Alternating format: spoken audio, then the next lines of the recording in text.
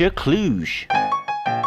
She started working as a model. Later, she became insanely rich after her divorce with John Kluge, in which she got $1 billion and another billion every year. In 1999, she started investing in vineyards in Albemarle, and everything worked out great. Until she tried to do the same thing in Cleveland and lost everything, having to sell her business to Donald Trump.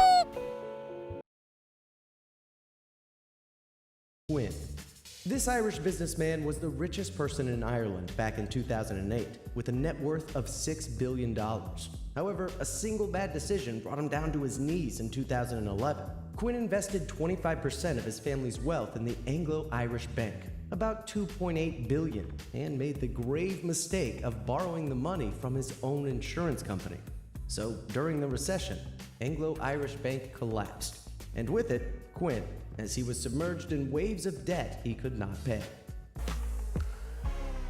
Alan Stanford is a Texas native who ran the second biggest Ponzi scheme of all time. Though he made off with an absolutely incredible sum of money, he was discovered a mere 2 months after Bernie Madoff, and thus did not make the same headlines. But unlike the victims of Bernie Madoff, who have gotten back large chunks of their principal, the 18,000 customers of Stanford have recovered practically nothing. In total, he stole more than $8 billion and remained unchallenged because he donated millions of dollars to politicians in both the United States and the Caribbean. Initially, judges ruled that insurance companies were liable to pay $65 million to the victims of this terrible scheme, but in the end, they voided this ruling. After the SEC raided Stanford's offices in 2009, his business empire was essentially shut down. While Stanford claimed the accounts were backed by solid assets and posted returns that consistently beat the market, the SEC alleged the entire operation was a fraud that financed Stanford's lavish lifestyle. He's now serving a 110-year sentence for his misdeeds, but the bottom line is that his victims, many of them elderly retirees, will never see a penny of their money back. Kluge.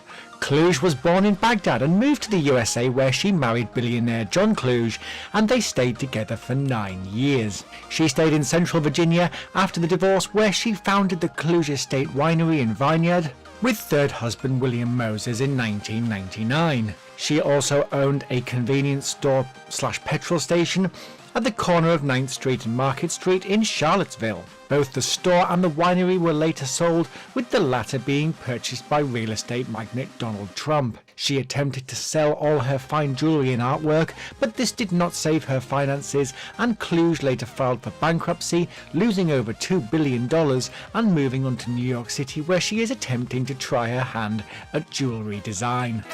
Michael Jackson. When it comes to pop music, Michael Jackson was the king of it.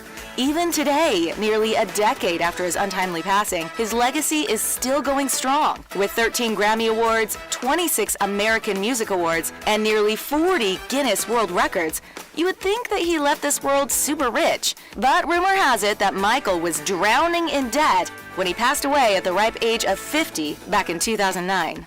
Michael lived a very lavish lifestyle, and his financial troubles began around the same time that he started getting accused of having inappropriate relationships with minors.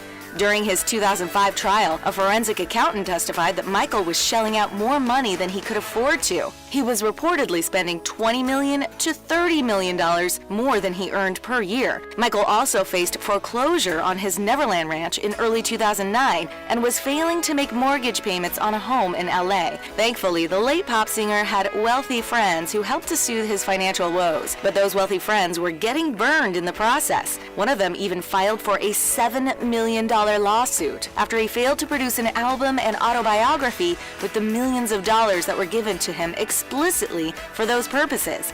In 2006, Michael had no choice but to refinance a nearly $300 million loan from Bank of America to keep from going bankrupt. While the IRS claimed that Michael had a net worth of $434 million on the day of his expiration, his estate said he was worth a mere $2,105.